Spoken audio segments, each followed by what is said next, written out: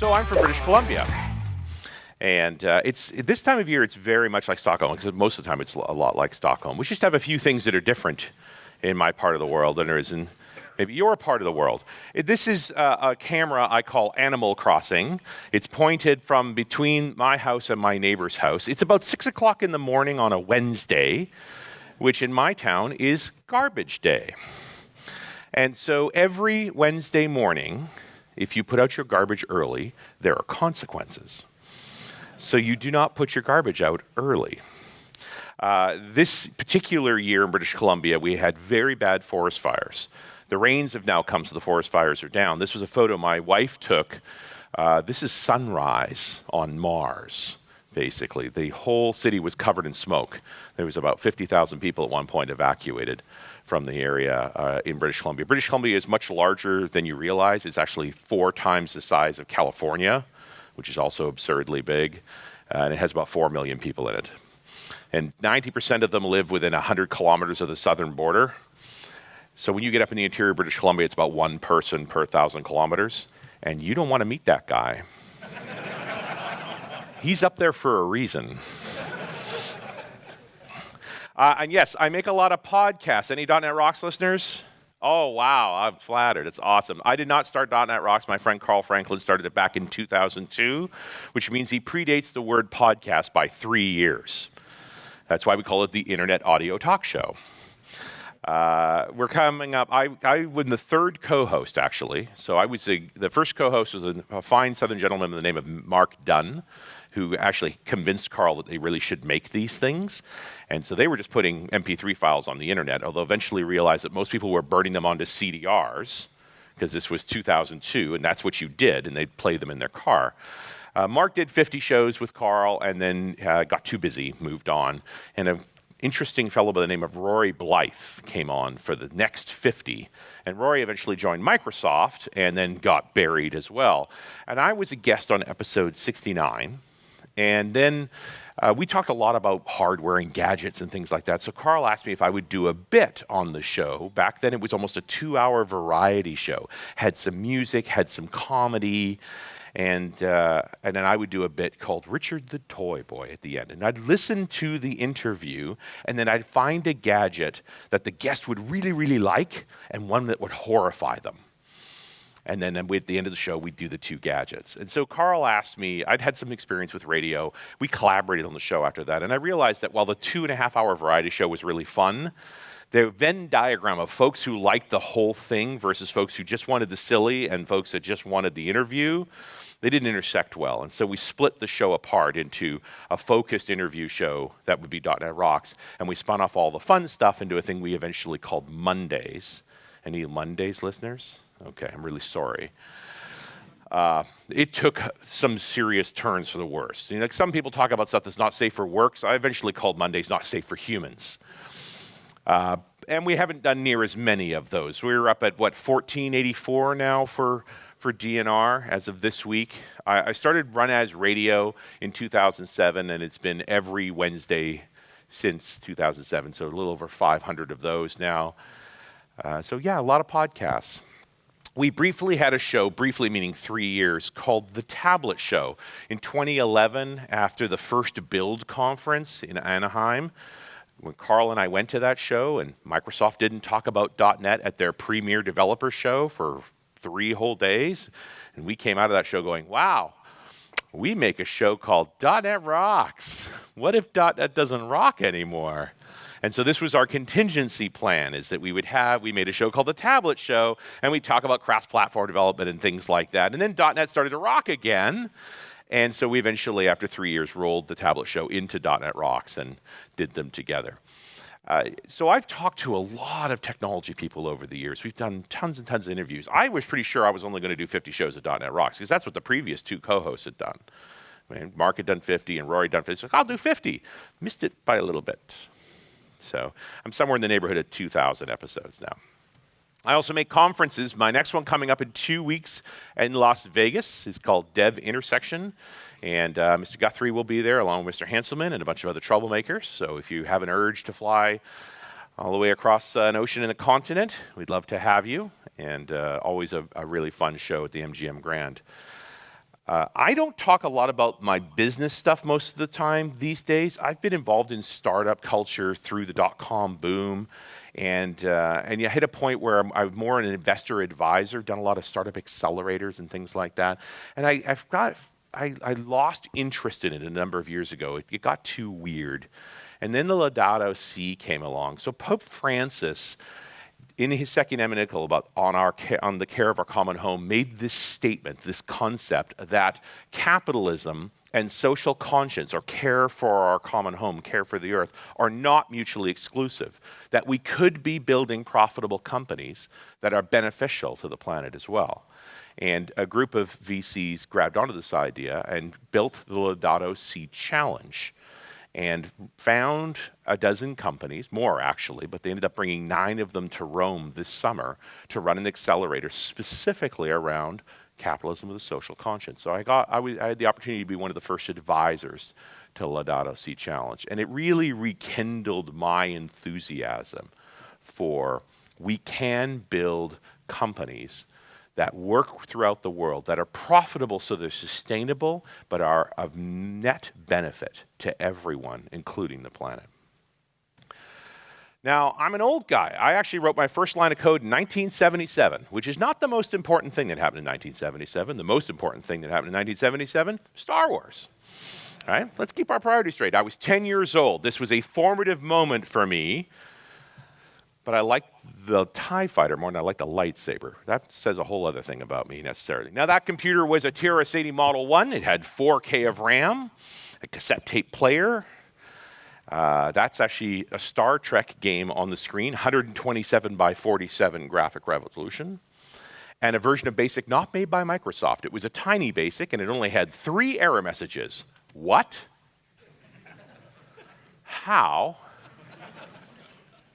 And sorry. Which I still think is the best error message ever. Because it's super honest. I mean, what is object not found but sorry? The nice thing is that back then it was all command line. You try to divide 1 by 0, it says sorry. What do you want to do now? Windows makes you agree that you're wrong. Object not found. Okay. I had a neighbor come to me one time and says, my computer says registry is corrupt. Okay. There's no not okay button. What do I do now? You have to agree your registry is corrupt before you get to do anything else. This was a friendlier time with computers, really. I was 10 years old. I mean, that's why Star Wars had such a serious impression on me. But I had already had that moment in that Radio Shack with that computer, being able to do something with it. And I went back to that Radio Shack almost every day after that. The store owners didn't mind, because if a 10-year-old kid can make that computer do that thing, they can convince an executive, you should own one of these. All right? So I discovered my superpower really early. I just got lucky. I've never done anything else. I fell into computing as a child, and I grew up with it. And somewhere along the way, it became a profession of sorts. And I had the good fortune being relatively articulate and excited and experienced. I was just a bit ahead of everyone else. So I ended up in performance tuning, mostly because I had a strong hardware background, built a lot of my own equipment. I learned networking from the beginning. I was a certified netware installer at like 17 years old. I watched Chris Date actually do presentations on why relational databases are going to be a good idea. And so when you're comfortable with databases, and you're comfortable with networking, you're comfortable with how hardware works, figuring out websites is pretty easy. And so performance tuning became this nice niche that I fell into, and I pretty much got to travel the world on the back of that. I started picking and choosing work based on it was a country I hadn't been to yet. Because there's always more work than you could do. Right? My view on software and technology development was based on the number of no's per week I had to say. Because you can't do everything. You say no to the stuff that's not important to you, and you get more of the stuff that is. It was the hardest thing in the world I learned, was to turn down work I really didn't want to do, turn down customers that I didn't enjoy working with. Because amazingly, the side effect of the no was a yes to stuff that really mattered, and so more of that appeared. And so I traveled extensively. I've worked all over the planet. I think I'm at 95 countries now. I'll have to go back and look. It's getting harder to find new ones. And the crazy thing is that having visited 95 countries, I'm still at less than half. There's a lot of country out there. There's a lot of world out there. It's a big planet. There's lots to see. And once your bills are paid, once you've taken care of your family, once you're doing those things and you're working on stuff that you enjoy working on, you need more. You've got to look more broadly at the opportunities you have in front of you. We are so fortunate to be in this industry where there is so much opportunity. In some ways, I think we get a little lazy. We don't have to try that hard. We're very well paid. The return on investment of software is extraordinary. When we get it right, we don't make things 10% better. We make them tenfold better. If you're a sales director and you put it on your mission working at a company that you're going to increase sales for the company by 10%, and you make that goal, you've knocked it out of the park. That's the trip to Bermuda and the promotion, it's huge. We routinely write software that improves productivity by 10 times. We never go to Bermuda. Now, one of the reasons I think that is that we rarely take on the return on investment commitment. Often, because we enjoy the problem so much, because we like working on these things, they have a tough time taking us that seriously, actually. Even though we do that productivity, we don't take it from a business perspective, own the responsibility to create those kinds of improvements. I think we'd do better if we did, but it's not like we're suffering. For a long time, people complained that the rate of successful software delivery was so low, 50%, 40%. Now, most projects eventually get done. They tend to be over time and over budget. That may be estimation problems. That might be requirements problems. There's many reasons why over time and over budget. But ultimately, when we deliver the software, the value is so high that it doesn't really matter that it took longer or costed more. The ROI always pays back. And we're getting better. And I think we've plucked a lot of the easy fruit now that we actually have to work harder to show good yields and be more efficient. I think we're becoming more of a profession than we've ever been before. I worked all over the Caribbean for many years building data centers for offshore banks because there's lots of money in it. Right? That's why when they asked John Dillinger, the bank robber, why he robbed banks, he says, that's where the money is. I ended up in fintech because it paid well. And it's very tough to do work in these remote locations, bad connectivity, limited resources, limited power, poor cooling. So we built data centers. So I got really familiar with hurricanes. If you're going to build data centers in the Caribbean, you got to learn how to build them to resist hurricanes. And the answer is, you're not going to be able to resist hurricanes. Ask me how I know. I tried very hard. And the first time I saw computing really come to the forefront of disaster response was Katrina. So that's 2006. And in 2005. And this is a photo of the Ninth Ward shortly after the hurricane had passed by. And it's bad enough, the flooding, but if you really look close, it's just the sheer amount of oil moving across, moving into people's yards, moving into people's basements. I think about what's happening in Houston right now after Hurricane Harvey, which was not an especially powerful hurricane, but pulled a lot of water out of the Gulf of Mexico and dropped it on that city.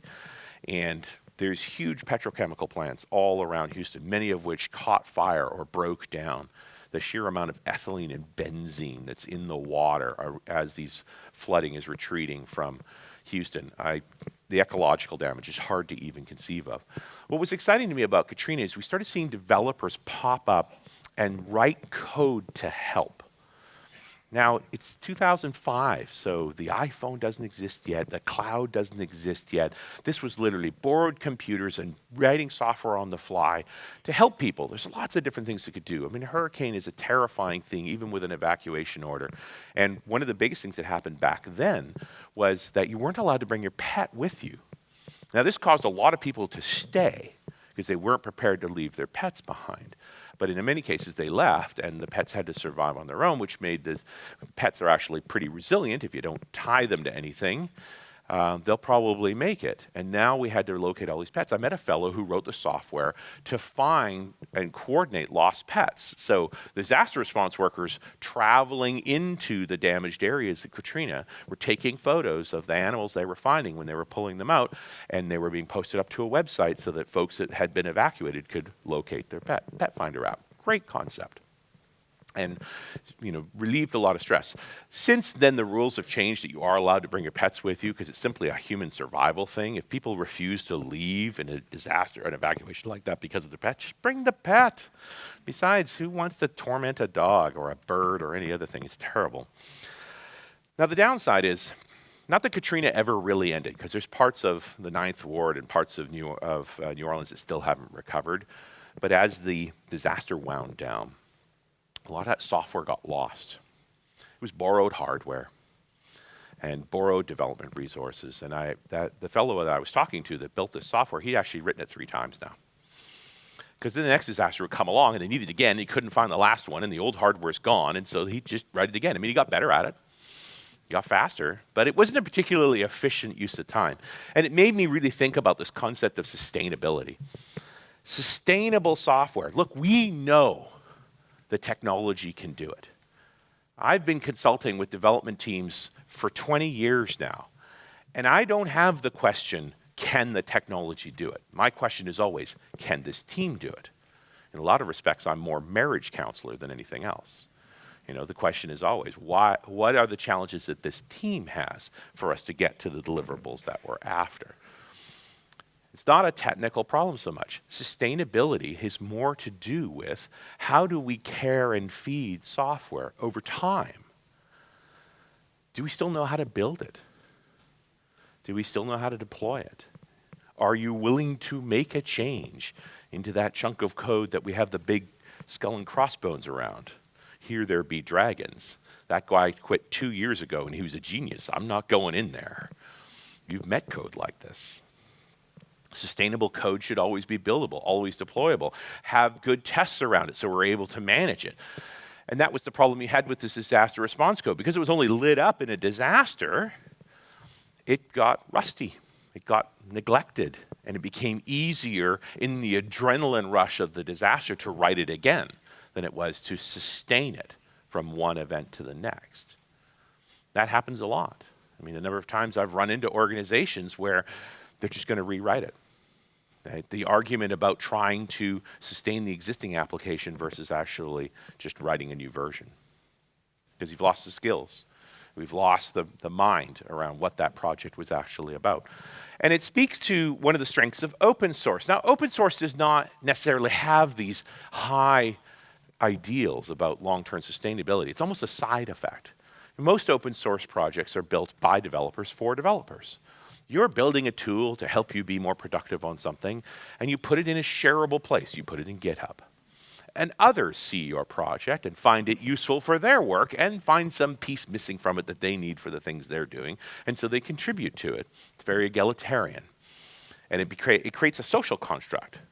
It's sort of, I have friends who on their bucket list is have an accepted pull request into the Linux kernel, which apparently is not easy to do.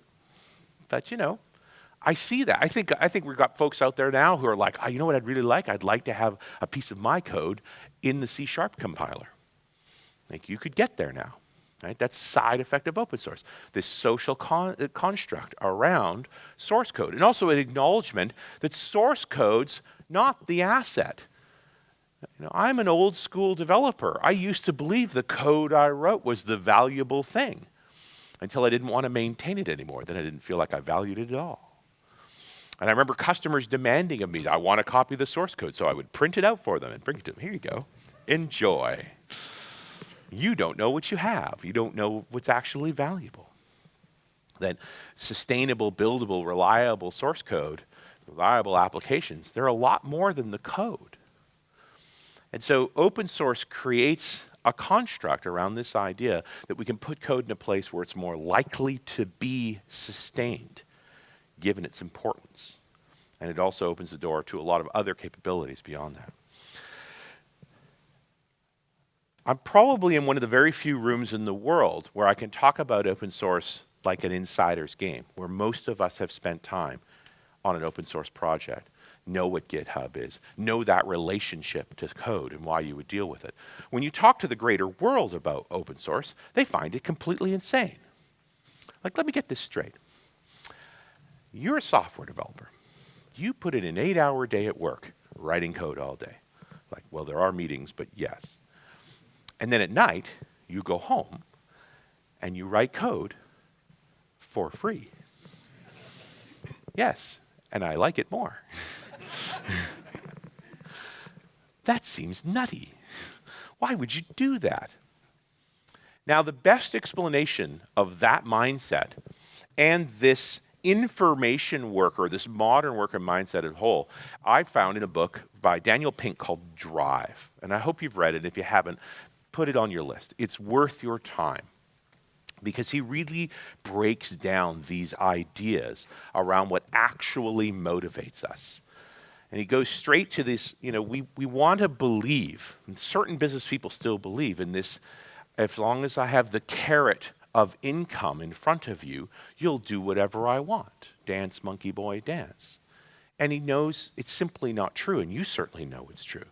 We've had employers offer us more money, and we don't want it. We're looking for other things from work. I think it's true of virtually everyone today, just because of the nature of how work's evolved. That when work was essentially manual, when it was about digging a hole, that money was a useful incentive. But once the money reaches a certain point, once we've got our bills paid, once you're not worried about making the rent, incentives change. And in Drive, there was 3 key elements he talked about. One was autonomy. Autonomy is easy to get your head around, because autonomy says, I want to work the way I want to work. Tell me what the goal is, and I'll work to that goal. To be able to pick a programming language, to be able to pick a library, to be able to pick a feature you want to contribute to be able to select your hours, just make the deadline. That's autonomy. How do I have the freedom to work the way I want to work, deliver the things that are valuable to the organization? I don't think anyone wrestles with autonomy. We would all like more autonomy. As a leader of developers, I'm looking to how do I provide more autonomy to my people? Because when I do, they're more productive and they're happier. They want to stay. They want to continue to contribute. Next up is mastery.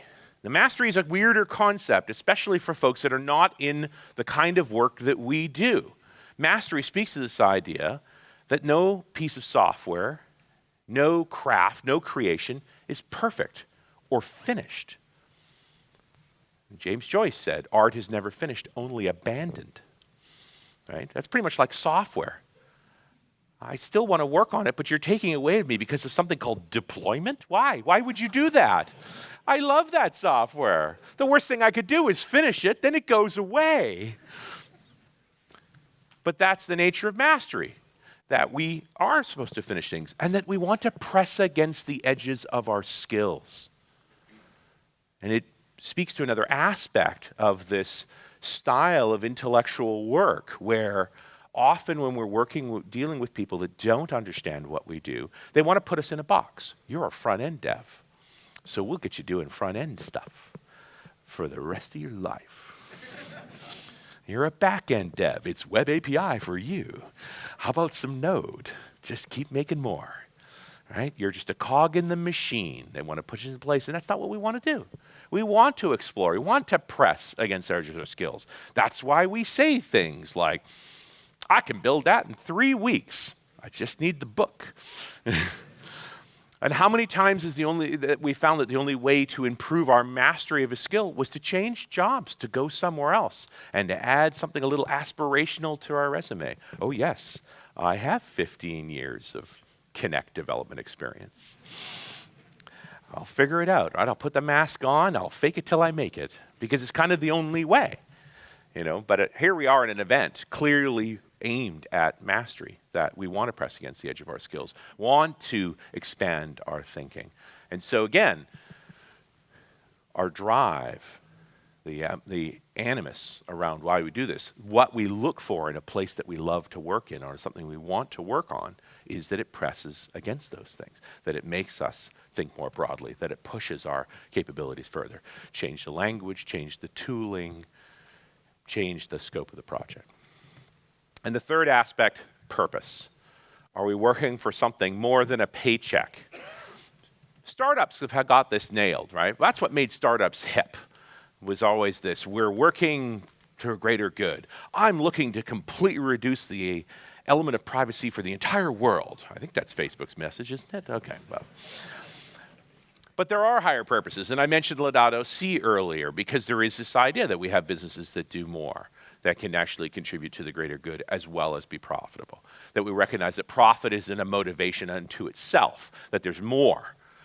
That profit is what makes doing good work sustainable over time. And so knowing what that purpose is, commuting that purpose well, you call it a vision if you want. Call it a mission statement if you want. It doesn't really matter. Define it in a way that we speak to doing something more than just, I'm just looking to see if you're typing today, because then I know you're working. Because thinking, who would want that in programming? That's just crazy talk.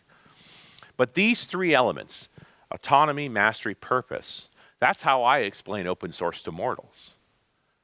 Right? Why? Why would you code at night after coding all day? Because autonomy, mastery, purpose. That's why. And that's what got me thinking about charitable work around software. It was knowing those three things, knowing the need for sustainability, knowing the need that open source can facilitate. Plus some technological elements, the cloud. Now, it's easy to say the cloud is just other people's computers, because let's face it, it is. Combined with virtualization, I mean, cloud is as much an architecture as it is hardware, right? The architecture that allows applications to travel freely where they need to travel, to scale as necessary, and for you to only pay as needed. I mean, what's a better workload that needs dynamic scaling than disaster response?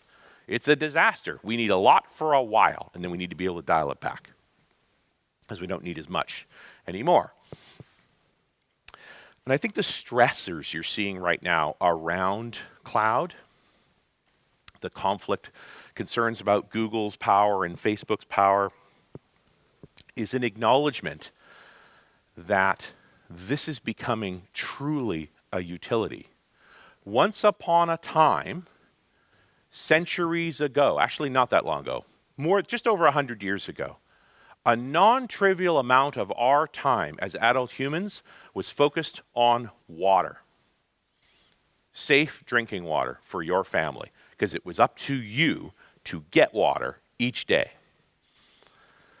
And gradually recognizing that that's a huge time sink, as our civilizations advanced, we created plumbing and water treatment plants and specialists in caring for water. We made them part of our government so that we didn't have to think it anymore. In fact, that's why we now talk about unimportant software as plumbing. I don't want to work on plumbing. No, nobody wants to work on plumbing. That's why we have specialists, so that we know the water coming out of our tap is safe. And then when we flush the toilet, it goes somewhere that's not going to poison us.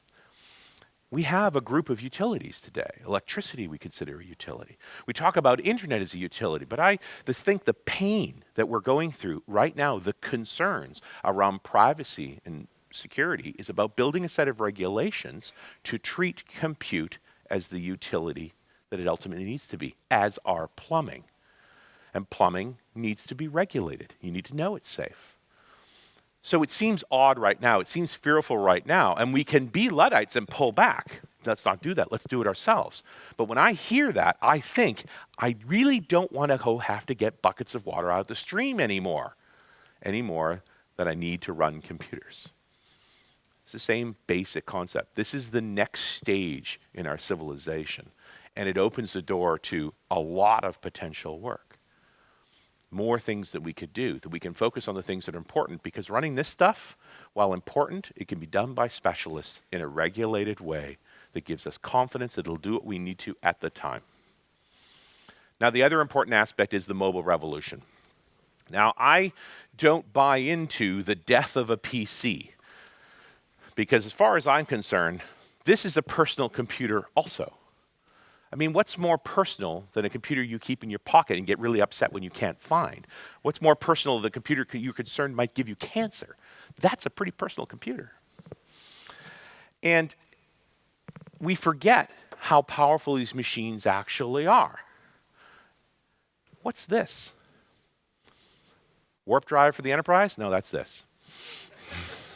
That's a Cray XMP supercomputer circa 1985. This is one of the most powerful computers in the world in 1985. It was about $16 million. It was cooled with mineral oil, consumed 200 kilowatts of power, and it held a whole 1.9 gigaflops of processing power. They modeled nuclear explosions with this computer.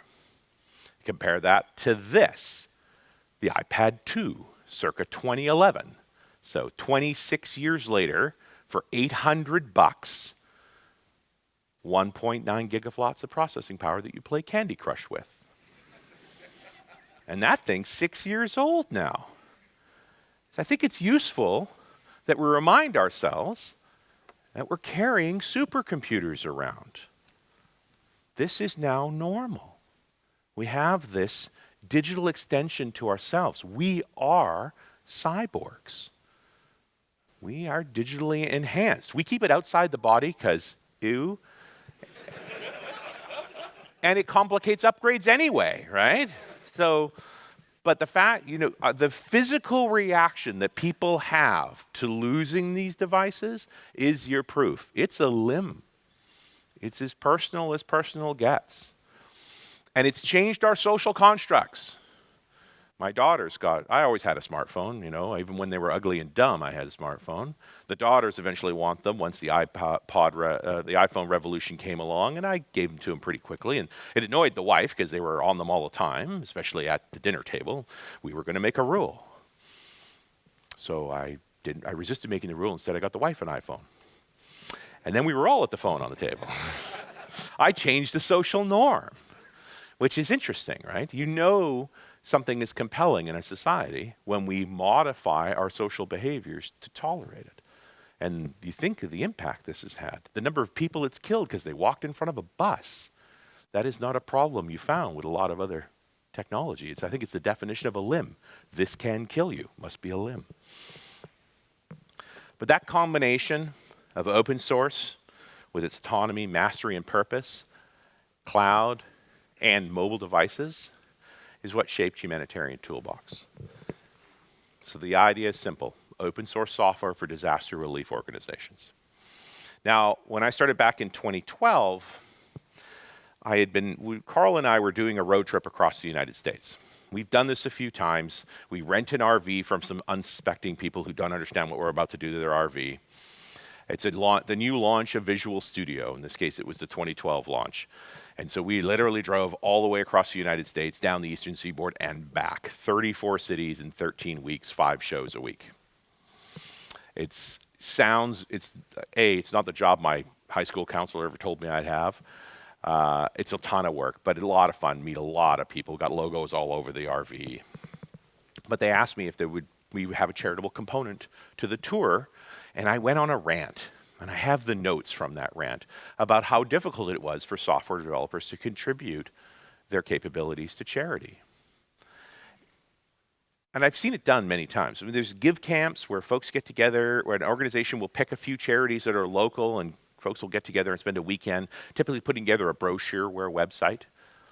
And sometimes you get hooked on that charity. That's the best thing that could possibly happen. You have this superpower. You have this skill to make computers sing and dance for you.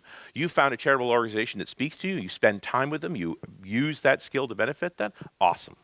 Great thing to do. Give camps sometimes come out that way. And sometimes it's an adrenaline and caffeine-fueled weekend. And, even when you write software for free, software's never free. Software is free the same way a puppy's free. And the charity has to live with the puppy.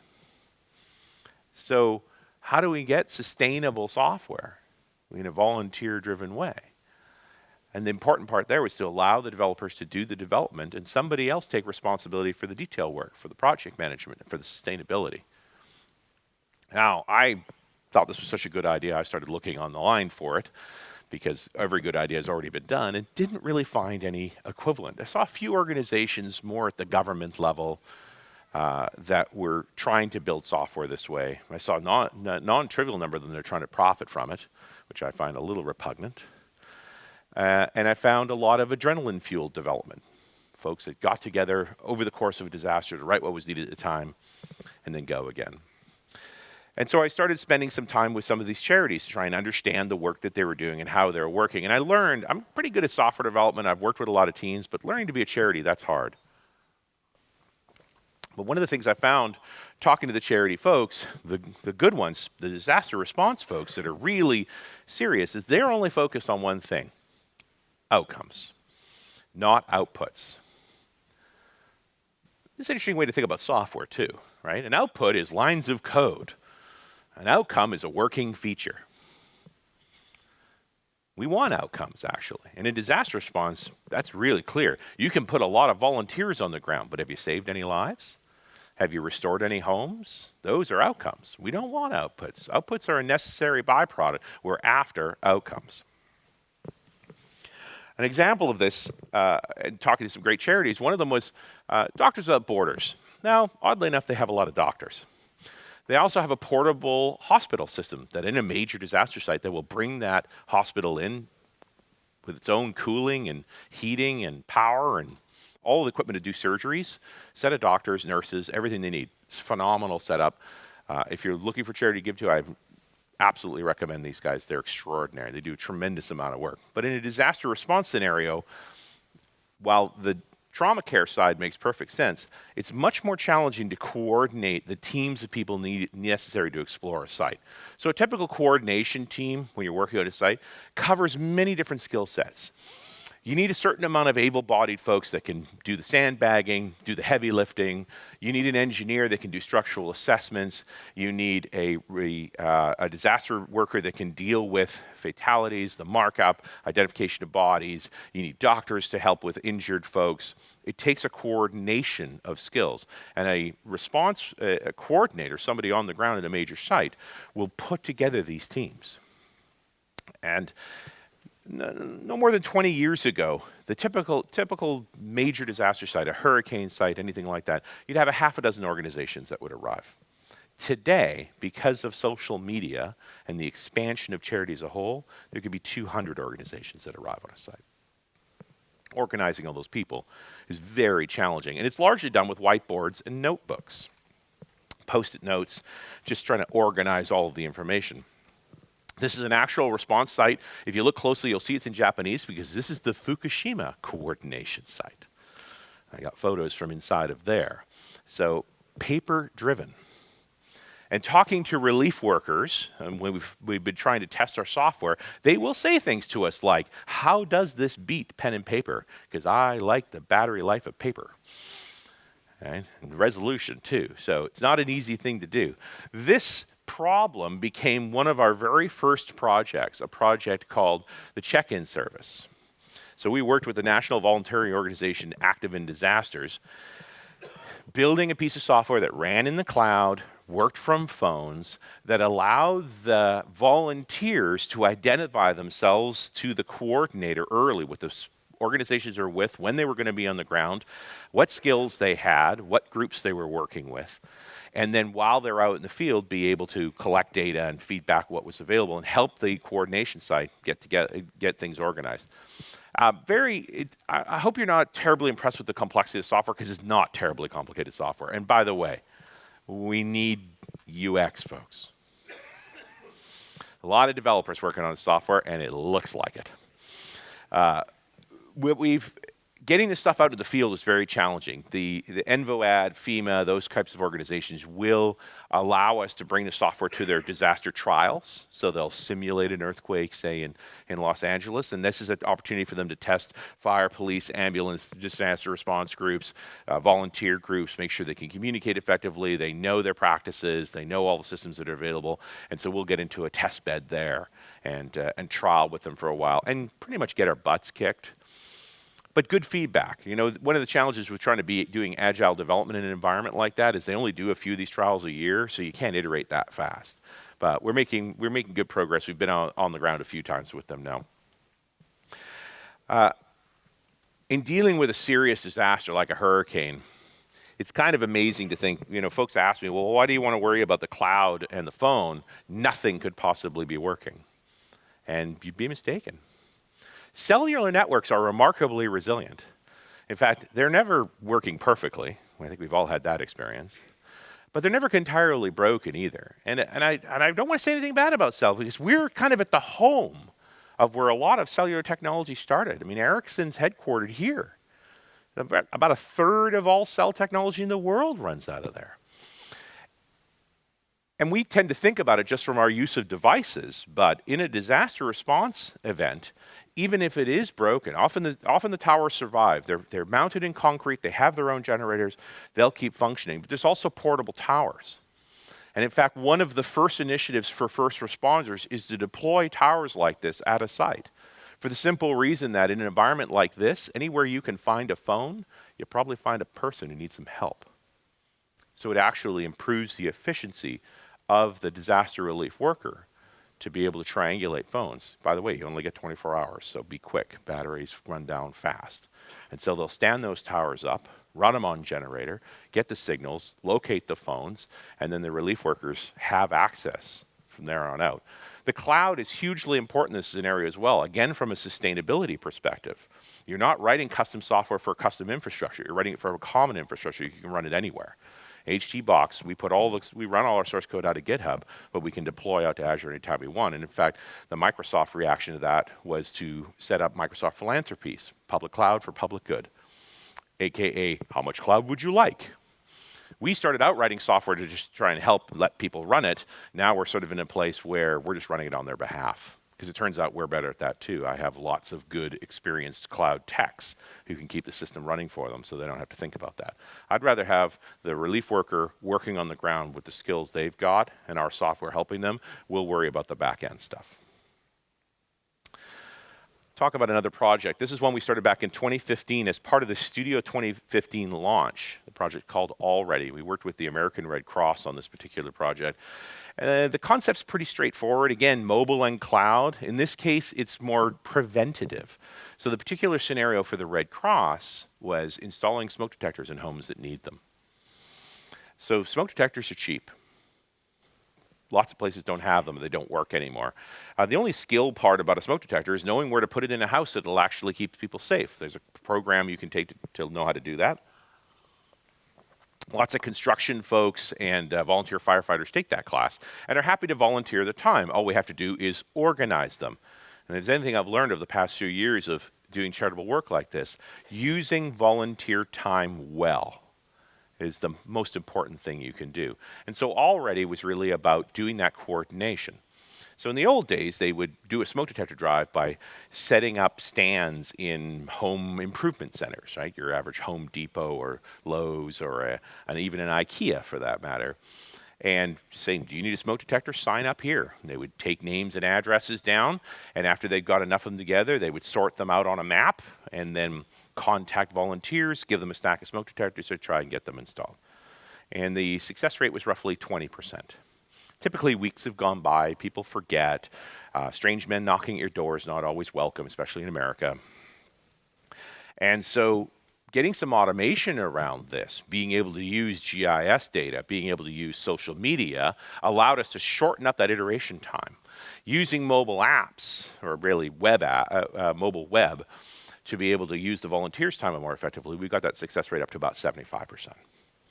So we use the volunteers' time better, and we got more smoke detectors installed. And I hope you get the impression that this is software that can be used for a lot of different things. One of my main initiatives right now for me personally is to get other charities using this software. I love the Red Cross. I love the things they're doing. They're all over the world. I've worked with the Norwegian Red Cross and the Swedish Red Cross as well. They each have their own projects, and we talk about different ideas. But this is something that this piece of software could be used for all kinds of scenarios in terms of getting volunteers in the places where people need them.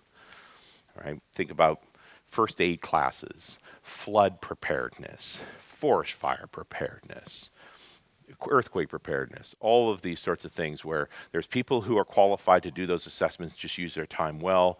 This is a tool to help you organize those folks and get it out there.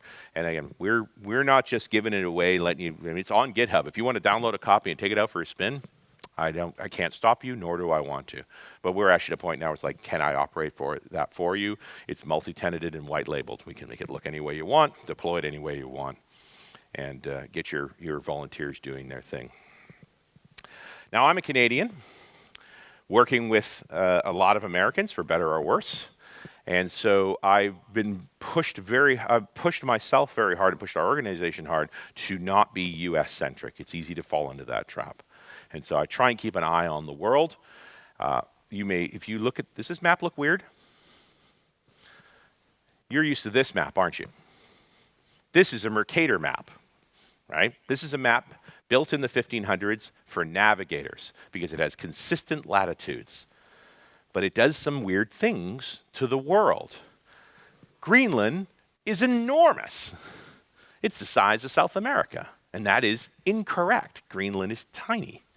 And Africa doesn't look that big, and Africa is the second largest continent on this planet.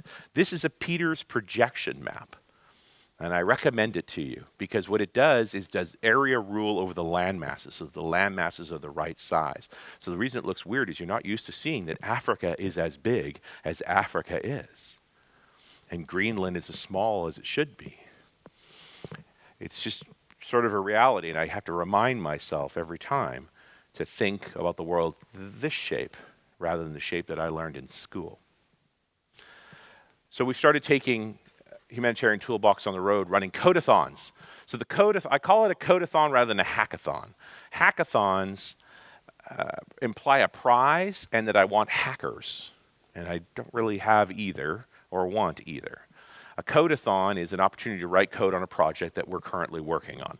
So unlike most open source projects where contributions come from people who have a better idea of how to build something, we're working with the NGO. We have a set of work items. We are planning out what needs to be built next based on what the organization actually needs, and we represent them in GitHub as issues. And so you can pick up that issue and run with it. Right? Have a conversation with us first, please. We don't like people writing code without being certain they're going in the right direction. But other than that, it's wide open to contribute to. And so the reason I run codeathons is that it gets new people introduced to the project. We typically have 15 to 30 people come to an event like that. We provide them pizza because that works on everybody. It's like the universal food. And spend a weekend writing some code. My goal is always to get a couple of pull requests from every contributor. And with any luck, get a new addict. That out of any given group of 20 people, one person will fall in love with the project, whatever project that may be, and will continue to contribute. And so late last year, we went to Eindhoven. That was our first outside of the US and Canada. We've done many in the US and Canada.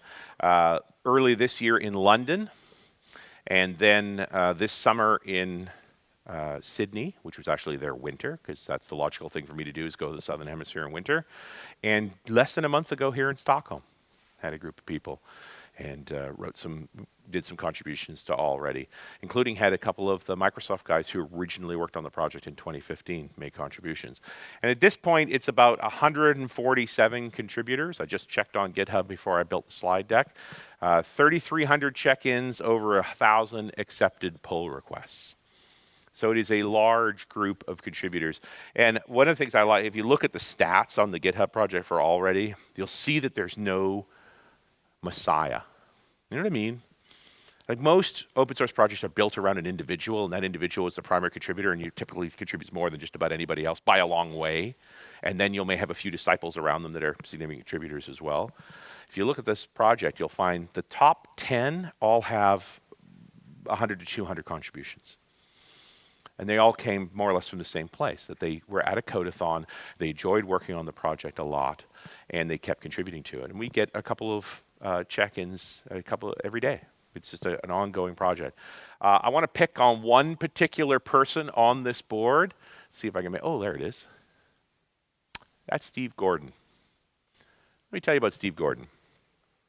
Early on in Already's life, late 2015, we got a check-in from the UK, kind of out of the blue. Which is a surprise. We were just in the early days trying to figure out what we were doing exactly.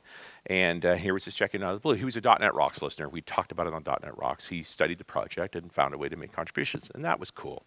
And we do a Google Hangout every other week on the Saturday, and so he was showing up to the Google Hangout and so on. When the Norwegian Developers Conference, NDC, asked me if I would do Codeathon in London, at the NDC London, I thought, that's an awesome idea. Okay, we're going to do this. We talk about it. We got everything organized. NDC contributed to lunches in the space and so forth. Very generous of them. And I was going to get Bill Wagner and I were going to be there, and we would invite folks it was free to go to. And so Steve really wanted to go. It's like, I'd love to meet you guys. I've been contributing to the project. I'm happy to be a part of it. I'm like, I'd love to have you there. But it was on a Monday, Tuesday, and so he was literally going to take days off of work to go to this. And his boss didn't want to let him go because he's a good developer, and they needed his work done.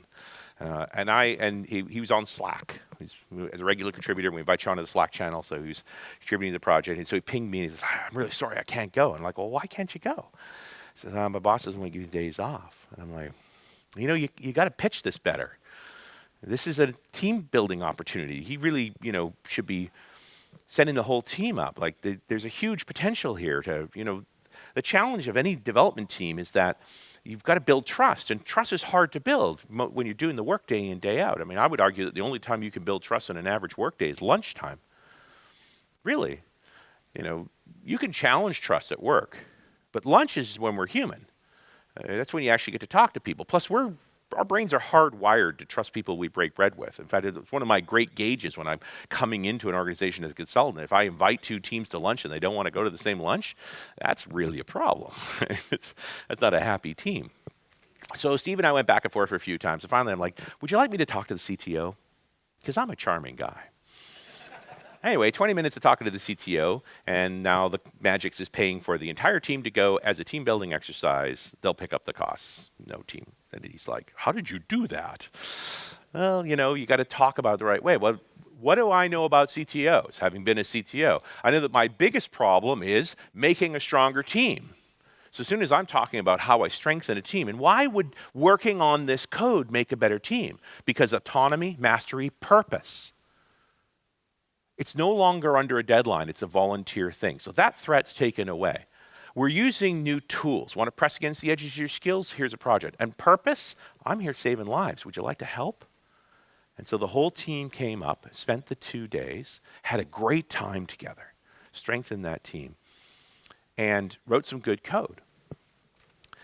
The kicker is they went back down, and further conversations with the CTO, they started running their own codeathons. They do one a quarter. And they invite the public. If you want to be a part of our project, our team of 6 are going to be working on this. These are the milestones we're currently contributing to, and you're welcome to join. And that's when they also discovered phenomenal recruiting tool. Why wouldn't you want to work for a company that values autonomy, mastery, and purpose? So it's a triple win. Stronger teams, exploring new skills, building larger teams, and writing software that makes a difference. It's the superpower. We forget because we do it every day. We have a superpower.